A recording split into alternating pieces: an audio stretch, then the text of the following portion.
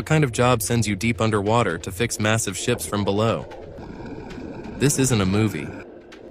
It's daily life for commercial divers at Hydrex. They operate beneath hulls the size of skyscrapers, where visibility is near zero, and one slip could mean disaster. With massive propellers inches away and cold steel closing in, every movement has to be precise.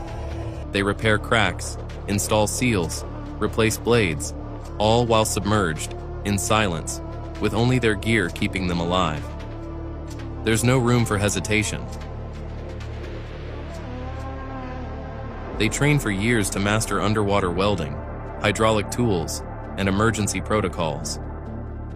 And it's not just the risk, it's the pressure, literally. Some tasks are performed in pressurized environments that would crush untrained lungs. Imagine floating upside down beneath a 400-ton vessel, holding your breath, holding your nerve. These divers often work in freezing water, guided only by torchlight and the instructions in their earpiece. And when a vessel's downtime can cost millions per day, every second they spend underwater matters.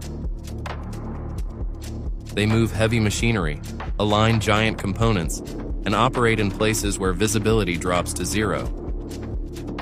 They use sonar, custom-fitted rigs, and even remote-operated tools to get it right the first time.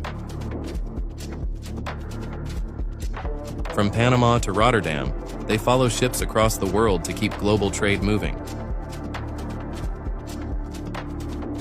Even in emergency hull breaches, these divers are the first line of defense, patching from below while the ship stays afloat.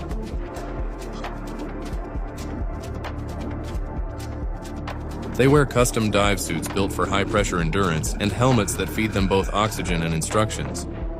Most repairs are timed to the minute, because delays above mean chaos in global supply chains. Would you ditch your current job for this one?